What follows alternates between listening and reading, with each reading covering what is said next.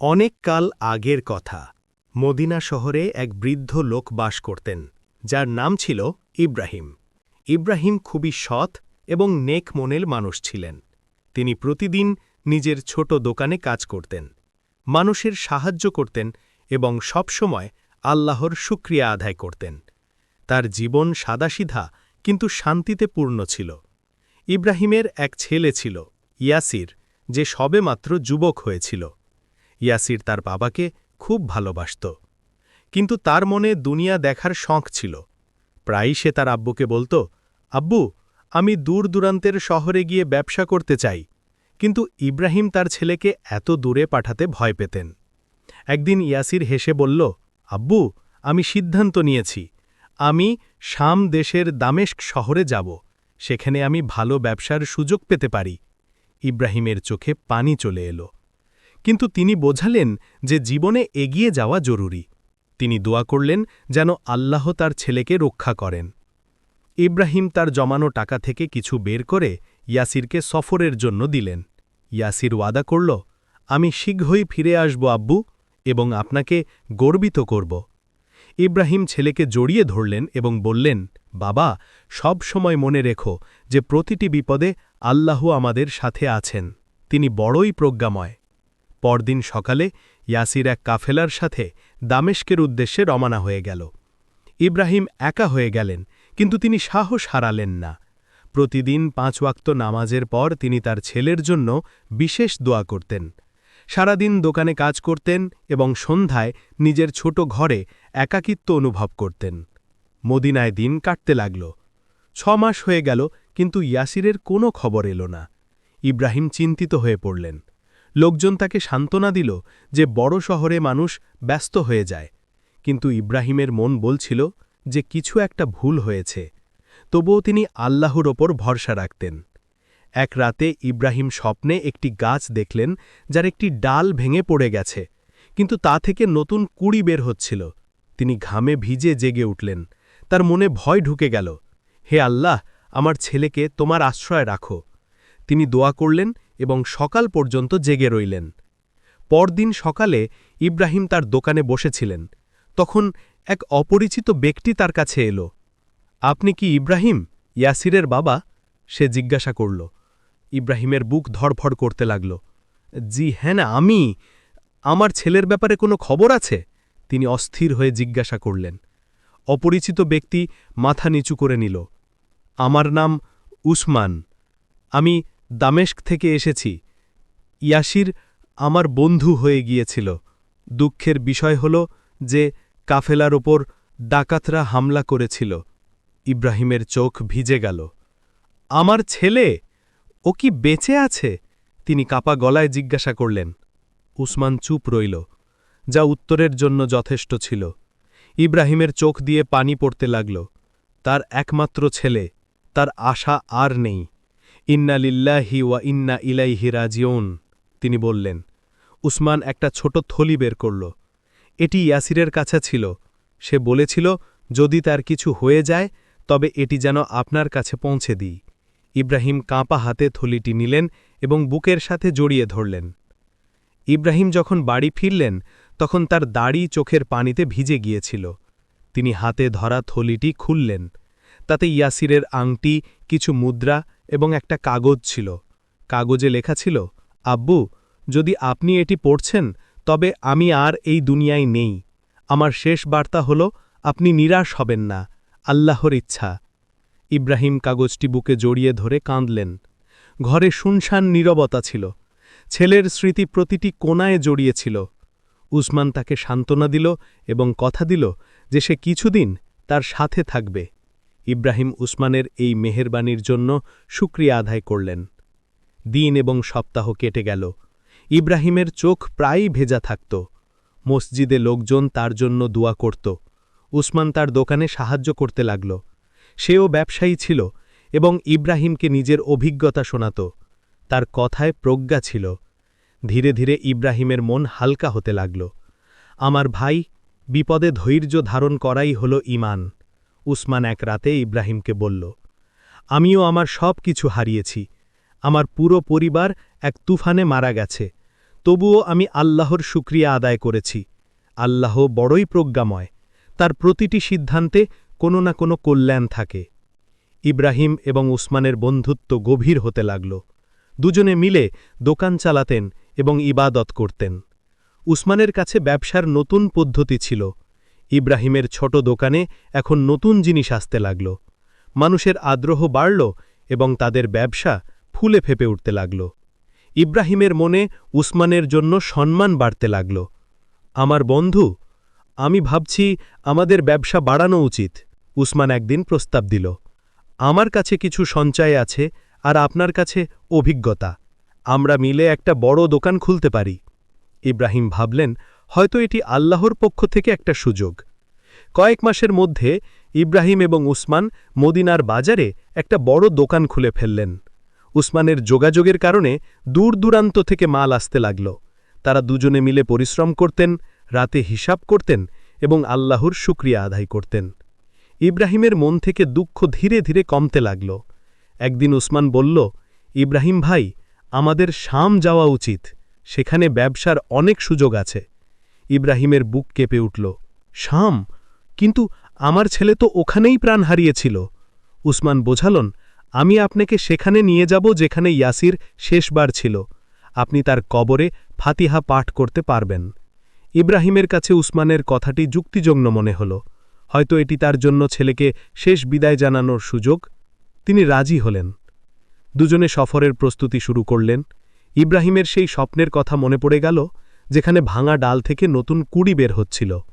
সফরের আগের দিন ইব্রাহিম ইয়াসিরের থলিটি আবার খুললেন। তাতে ইয়াসিরের লেখাটি পড়লেন এবং কাঁদলেন, কিন্তু এবার তার চোখের পানিতে কৃতজ্ঞতা ছিল। আল্লাহ আমাকে একটা ছেলে দিয়েছিলেন, আবার কেড়ে নিলেন এবং এখন আমাকে ভাইয়ের মতো এক বন্ধু দিয়েছেন। নিশ্চয়ই আল্লাহ বড়ই প্রজ্ঞাময়। তিনি আগামীকালের সফরের অপেক্ষায় ঘুমিয়ে পড়লেন। পরদিন সকালে ইব্রাহিম এবং উসমান মদিনা থেকে শামের উদ্দেশ্যে সফর শুরু করলেন। তাদের সাথে একটা বড় কাফেলা ছিল, যাতে অনেক ব্যবসায়ী সামিল ছিলেন। ইব্রাহিমের মনে ভয় এবং আশা দুটোই ছিল। সফরের সময় উসমান প্রায়ই বলত, আমাদের রব আমাদের পথ দেখান, তার ফয়সালাতেই কল্যাণ রয়েছে। পথে ইব্রাহিম দেখলেন উসমান কতটা দুঃখ ব্যবসায়ী।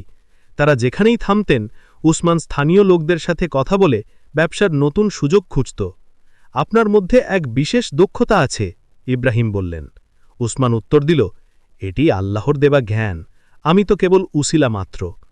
সফরের তৃতীয় দিন আকাশে কালো মেঘ ছেয়ে গেল। কাফেলার সর্দার চিন্তিত হয়ে পড়ল। বৃষ্টি শুরু হতে যাচ্ছে এবং সামনের রাস্তা বিপজ্জনক হয়ে যাবে।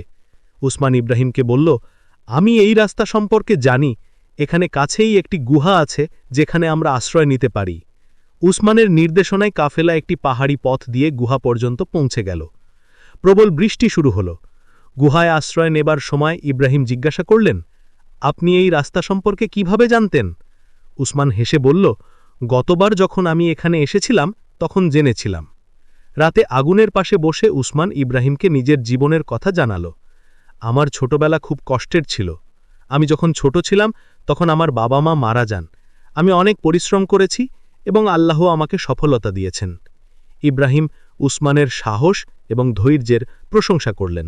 পরদিন সকালে বৃষ্টি থেমে গিয়েছিল এবং তারা আবার সফরে রওনা হলেন। পথে একটি গ্রামে থামলেন, যেখানে এক বৃদ্ধ লোক অসুস্থ ছিল। উসমান তার ব্যাগ থেকে কিছু ভেষজ বের করল এবং ওই বৃদ্ধকে দিল। এটি আপনার জ্বর কমিয়ে দেবে, সে বলল। ইব্রাহিম অবাক হয়ে গেলেন, আপনার চিকিৎসার জ্ঞানও আছে? ইব্রাহিম জিজ্ঞাসা করলেন। উসমান উত্তর দিল, অল্প বিস্তর, সফরে প্রায়ই কাজে লাগে। গ্রামবাসীরা তাদের ধন্যবাদ জানাল এবং রাস্তার তথ্য দিল। উসমান ইব্রাহিমের কাঁধে হাত রাখল। সফরে সাহায্য করা স্বভাবের কাজ এবং প্রায়ই এটি আমাদের সাহায্যের কারণ হয়ে দাঁড়ায়। 7 দিনের সফরের পর তারা এমন এক জায়গায় পৌঁছালেন যেখানে দুটি রাস্তা মিলিত হয়েছিল। কাফেলার সর্দার সামনের রাস্তায় যেতে চাইছিল। উসমান বিরোধিতা করল। আমার বন্ধু, এই রাস্তা বিপজ্জনক, ডাকাতরা সেখানে উৎপেতে থাকে। সর্দার জোর দিল, কিন্তু এটি ছোট রাস্তা। ইব্রাহিম দেখলেন উসমানের চোখে উদ্বেগ। এটা কি সেই রাস্তা যেখানে আমার ছেলের কাফেলার ওপর হামলা হয়েছিল? ইব্রাহিম জিজ্ঞাসা করলেন। উসমান মাথা নাড়াল, হ্যাঁ, এটাই। আমি চাই না আপনার আবার কোনো ক্ষতি হোক। ইব্রাহিম বন্ধুর উদ্বেগ দেখে ভালোবাসা অনুভব করলেন। অবশেষে কাফেলা উসমানের কথা মেনে নিল এবং অন্য রাস্তা দিয়ে গেল। পথে এক রাখাল পাওয়া গেল যে অন্য দিক থেকে আসছিল। সে জানালো যে প্রথম রাস্তায় ডাকাতরা একটি কাফেলার ওপর হামলা করেছে। ইব্রাহিম আকাশের দিকে তাকালেন এবং ভাবলেন, নিশ্চয়ই আল্লাহ বড়ই প্রজ্ঞাময়। তিনি আমাদের উসমানের মতো বন্ধু দিয়ে বাঁচিয়ে দিয়েছেন। 2 সপ্তাহের সফরের পর ইব্রাহিম এবং উসমান অবশেষে দামেস্ক পৌঁছালেন। শহরের দৃশ্য দেখে ইব্রাহিমের চোখ উজ্জ্বল হয়ে উঠল। আমার ছেলে এটাই দেখতে চেয়েছিল, তিনি নরম স্বরে বললেন। উসমান তার হাত ধরল। আসুন আগে বিশ্রাম করি, তারপর কাল ইয়াসিরের ব্যাপারে খোঁজ নেব। দামেস্কের কেন্দ্রীয় বাজারের কাছে একটি সরাইখানায় দুজনে বিশ্রাম নিলেন। সকাল হতেই উসমান ইব্রাহিমকে একটি পুরনো বাড়ির দিকে নিয়ে গেল। এখানে ইয়াসির থাকত যখন তার ওপর হামলা হয়, উসমান জানাল। ইব্রাহিমের পা থেমে গেল, তার চোখ ভরে এলো। তিনি আল্লাহর নাম নিলেন। বাড়িতে এক বৃদ্ধা মহিলা থাকত। উসমান তাকে সালাম দিল এবং বলল, উম্মে খালিদ, ইনি ইব্রাহিম, ইয়াসিরের বাবা। বৃদ্ধা মহিলার চোখে পানি চলে এলো। আল্লাহ আপনার ওপর রহম করুন। ইয়াসির খুব ভালো ছেলে ছিল, আমি তাকে নিজের ছেলের মতো রেখেছিলাম। উম্মে খালিদ জানালেন যে ইয়াসির তার বাড়িতে একটি ঘর ভাড়া নিয়েছিল এবং সে রোজ বাজারে যেত। একদিন সে গেল আর ফিরে এলো না। আমি অনেক খুঁজেছি, কিন্তু লোকজন জানালো যে তার কাফেলার ওপর হামলা হয়েছিল। ইব্রাহিম দীর্ঘশ্বাস ফেললেন। আপনি কি জানেন তাকে কোথায় দাফন করা হয়েছে? উম্মে খালিদ বললেন, কিছু লোক বলে যে সে পাহাড়ের কাছে দাফন আছে, কিন্তু কেউ নিশ্চিতভাবে জানে না। উসমান বলল, আমরা খুঁজে বের করব। উম্মে খালিদ ইয়াসিরের একটি ছোট সিন্দুক বের করলেন। এটি তার ছিল, আমি আপনার আসার অপেক্ষাই করছিলাম। সিন্দুকে ইয়াসিরের কিছু জিনিস ছিল, একটি বই, কিছু কাপড় এবং একটি চিঠি যার ওপর লেখা ছিল আব্বুর নামে। ইব্রাহিম কাপা হাতে চিঠিটি খুললেন, তাতে লেখা ছিল, আব্বু, আমি উত্তরের দিকে একটি নতুন শহরে যাচ্ছি, যেখানে বেশি মুনাফা আছে। চিন্তা করবেন না, আল্লাহ আমার রক্ষকর্তা। ইব্রাহিম অবাক হয়ে গেলেন। এই চিঠি তো সেই ঘটনার আগের। তার ছেলের কণ্ঠ যেন থেমে গেল। উসমান চিঠিটি পড়ল। এই তারিখ তো সেই দিনের, যেদিন তার ওপর হামলা হয়েছিল। ইব্রাহিমের মনে প্রশ্ন জাগল, ইয়াসির কি সেই শহর পর্যন্ত পৌঁছেছিল? সে কি বেঁচে থাকতে পারে? উসমান বলল, ইব্রাহিম, আমার খারাপ লাগছে, কিন্তু এই আশা রাখা ঠিক নয়। অনেক সময় পার হয়ে গেছে। ইব্রাহিম মাথা নাড়ল, কিন্তু তার মনে একটা স্ফুলিঙ্গ জেগে উঠল। তিনি উম্মে খালিদকে জিজ্ঞাসা করলেন, আপনার কি মনে আছে সে কোন শহরের কথা উল্লেখ করেছিল? হালাব, আলেপ্পো। উম্মে খালিদ উত্তর দিলেন, সে হালাব শহরের কথা বলছিল, সেখানে দামি কাপড় পাওয়া যায়। ইব্রাহিম উসমানের দিকে তাকালেন, আমি হালাব যেতে চাই। উসমান আপত্তি করল, ইব্রাহিম, এটি বিপজ্জনক, আপনি একটি স্বপ্নের পিছনে ছুটছেন। না উসমান, এটি স্বপ্ন নয়, এটি একজন বাবার মন। আমি 30 বছর আমার ছেলেকে পালন করেছি, যদি সামান্যতম আশা থাকে তবে আমি তাকে খুঁজব। উসমান কিছু ভাবল, তারপর মাথা নাড়ল। ঠিক আছে, আমরা হালাব যাব, কিন্তু আগে আমাদের দামেশকে নিজেদের কাজ শেষ করতে হবে। পরের কয়েকদিনে ইব্রাহিম এবং উসমান দামেশকের বাজারে তাদের মাল বিক্রি করলেন। তাদের ভালো মুনাফা হল। প্রতি সন্ধ্যায় ইব্রাহিম ইয়াসিরের চিঠি পড়তেন এবং ভাবতেন তার ছেলে কি সত্যিই বেঁচে থাকতে পারে। উসমানের এ ব্যাপারে বিশ্বাস ছিল না, কিন্তু সে ইব্রাহিমের সাথে যেতে প্রস্তুত ছিল। হালাবের সফর সহজ নয়, উসমান জানাল। পথে অনেক বিপদ আছে এবং উত্তরের দিকে শীতও বেশি। ইব্রাহিম হাসলেন এবং বললেন, আমার বন্ধু, আল্লাহ আমাদের সাথে আছেন। যদি তিনি চান তবে আমাদের সহজ রাস্তা দেখিয়ে দেবেন। আমার বিশ্বাস তিনি বড়ই প্রজ্ঞাময়। দামেস্ক থেকে হালাবের সফর শুরু করার আগে ইব্রাহিম এবং উসমান একটি কাফেলার সাথে কথা বললেন, যারা উত্তরের দিকে যাচ্ছিল। কাফেলার সর্দার আব্দুল মালিক একজন বিখ্যাত ব্যবসায়ী ছিলেন। আপনারা আমাদের সাথে চলতে পারেন, কিন্তু আমরা 2 দিন পর রওনা হব, আব্দুল মালিক বললেন। ইব্রাহিম অস্থির ছিলেন, কিন্তু অপেক্ষা ছাড়া কোনো উপায় ছিল না। ওই 2 দিনে তারা দামেস্কের মসজিদে গেলেন এবং ছেলের নিরাপত্তার জন্য দোয়া করলেন। উসমান বাজার থেকে সফরের প্রয়োজনীয় জিনিস কিনল এবং হালাব সম্পর্কে তথ্য সংগ্রহ করল। যাত্রার দিন আকাশ পরিষ্কার ছিল।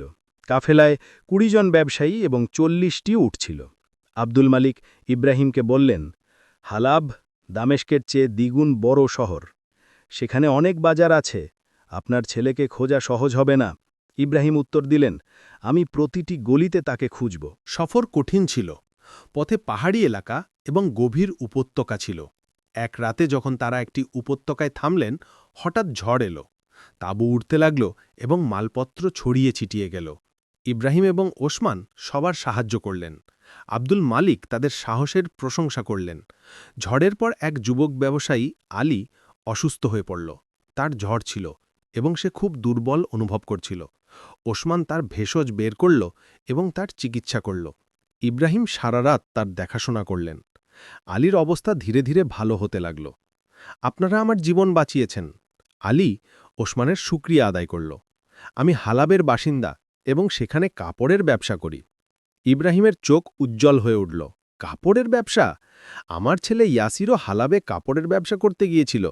আপনি কি কখনো তার নাম শুনেছেন? আলী কিছুক্ষণ ভাবল, তারপর বলল, ইয়াসির? হ্যাঁ, আমি এক ইয়াসিরের কথা শুনেছি যে প্রায় 1 বছর আগে হালাবে এসেছিল। লোকে বলে সে দামেস্ক থেকে ছিল। সে এক ধনী ব্যবসায়ীর সাথে কাজ করে যাকে ইমরান বলা হয়। ইব্রাহিমের বুক জোরে জোরে ধরফর করতে লাগল। আপনি কি নিশ্চিত হয়ে বলতে পারেন যে সে আমার ছেলে? ইব্রাহিম জিজ্ঞাসা করলেন। আলী উত্তর দিল, আমি তাকে ব্যক্তিগতভাবে চিনি না, তবে হালাব পৌঁছালেই আমি আপনাকে ইমরানের সাথে দেখা করাতে পারি। ইব্রাহিম ওসমানের দিকে তাকালেন। তার চোখে আশার আলো ছিল। আল্লাহ বড়ই প্রজ্ঞাময় বন্ধু। 2 দিন পর কাফেলা হালাবে পৌঁছল। শহরের দৃশ্য অবাক করার মতো ছিল। উঁচু দালান, রঙিন বাজার এবং সবদিকে কোলাহল। ইব্রাহিমের বুক ধরফর করছিল। আলী কথা দিল, কাল সকালে আমি আপনাকে ইমরানের কাছে নিয়ে যাব। সারা রাত ইব্রাহিম ঘুমাতে পারলেন না, শুধু দোয়া করতে থাকলেন। পরদিন সকালে আলী তাদের একটি বড় হাভেলিতে নিয়ে গেল। এটি ইমরানের বাড়ি, সে জানাল। ইব্রাহিম এবং ওসমান দুজনেই দীর্ঘশ্বাস নিলেন। এক চাকর তাদের ভেতরে ডাকল। হাভেলির উঠোনে পৌঁছাতেই ইব্রাহিম থেমে গেলেন। দূরে এক ব্যক্তি দাঁড়িয়েছিল, যার পিঠ তাদের দিকে ছিল। ইনি ইমরান, আলী বলল। ইব্রাহিম এগিয়ে গেলেন মনে মনে দোয়া করতে করতে। যখন তারা কাছে পৌঁছালেন, ইমরান ঘুরলেন। ইব্রাহিমের চোখ কপালে উঠে গেল। সামনে দাঁড়ানো ব্যক্তি আর কেউ নয়, স্বয়ং ওসমান ছিল। সেই ওসমান যে তার সাথে সফর করছিল। ওসমান, ইব্রাহিমের কথা আটকে গেল। তুমি ইমরান? ওসমান অর্থাৎ ইমরান হেসে মাথা নাড়ল। হ্যাঁ ইব্রাহিম ভাই, আমি ইমরান। ইব্রাহিম অবাক হয়ে গেলেন। কিন্তু তুমি বলেছিলে? ইমরান হাত উঠিয়ে তাকে থামাল। আপনার সব প্রশ্নের উত্তর পাবেন। আগে আমি আপনাকে কারো সাথে পরিচয় করাতে চাই। ইমরান ইশারা করল এবং এক যুবক বাইরে এলো। সে লম্বা, সুস্থ এবং দেখতে সুন্দর ছিল। তার চোখ একদম ইব্রাহিমের মতো ছিল। ইব্রাহিমের পা টলতে লাগল। ইয়াসির! তার কণ্ঠ কাঁপছিল। আব্বু! যুবকটি চিৎকার করে দৌড়ে এসে ইব্রাহিমকে জড়িয়ে ধরল। ইব্রাহিম অঝরে কাঁদতে লাগলেন। যখন আবেগ কিছুটা কমল, সবাই বসে পড়ল। ইয়াসির জানালো, আব্বু, যখন ডাকাতরা হামলা করেছিল আমি আহত হয়েছিলাম। ইমরান ভাই আমাকে বাঁচান এবং এখানে নিজের বাড়িতে নিয়ে আসেন। আমি খুব দুর্বল ছিলাম এবং স্মৃতিশক্তি হারিয়ে ফেলেছিলাম। মাস জুড়ে অসুস্থ ছিলাম। ইমরান যোগ করল। যখন ইয়াসিরের অবস্থা ভালো হলো, সে নিজের নাম তো বলল, কিন্তু বাড়ির ঠিকানা মনে করতে পারছিল না। আমি তাকে সাহায্য করলাম, তাকে ব্যবসা শেখালাম। যখন তার স্মৃতিশক্তি ফিরে এলো, তখন আমি আপনাকে খুঁজতে শুরু করলাম। দামেস্ক গিয়ে জানতে পারলাম যে আপনি মদিনাতে আছেন। তাই তুমি মদিনায় এলে এবং আমার বন্ধু হয়ে গেলে। ইব্রাহিম অবাক হয়ে জিজ্ঞাসা করলেন, সরাসরি কেন বললে না যে আমার ছেলে বেঁচে আছে? ইমরান বলল, আমি আপনাকে বড় কোনো ধাক্কা দিতে চাইনি। আমি নিশ্চিত ছিলাম না যে ইয়াসির আসলেই আপনার ছেলে কিনা। আমি নিজে দেখতে চেয়েছিলাম। ইয়াসির তার বাবার হাত ধরল। আব্বু, ইমরান ভাই আপনাকে দামেস্কে আনার পরিকল্পনা করেছিলেন, যাতে আপনি আমার সাথে দেখা করতে পারেন। যদি তিনি সরাসরি বলতেন, তবে হয়তো আপনি বিশ্বাস করতেন না, অথবা পথে কিছু হয়ে যেত। তিনি প্রজ্ঞার সাথে কাজ করেছেন, যেমন আল্লাহ করেন। ইব্রাহিমের চোখ দিয়ে পানি পড়ছিল, কিন্তু এ ছিল খুশির পানি। আল্লাহু আকবার, তিনি বললেন, আমি আমার ছেলেকে হারিয়ে কাঁদছিলাম এবং জানতাম না যে আল্লাহ আমার জন্য কি পরিকল্পনা করছেন। আমার ছেলে বেঁচে আছে, আমার ব্যবসা সফল হয়েছে এবং আমি আরও এক ছেলে পেয়েছি। নিশ্চয়ই আল্লাহ বড়ই প্রজ্ঞাময়। আল্লাহ আপনাদের সবাইকে সবসময় খুশি রাখুন, সুস্থ রাখুন, আপনার ওপর এবং আপনার পরিবারের ওপর নিজের রহমত বর্ষণ করুন এবং আপনার জীবনে বরকত দান করুন। আপনাদের প্রতিটি লাইক এবং সাবস্ক্রাইব আমাদের জন্য অনুপ্রেরণা, যাতে আমরা আপনাদের জন্য আরও ভালো এবং আকর্ষণীয় ইসলামিক গল্প আনতে পারি।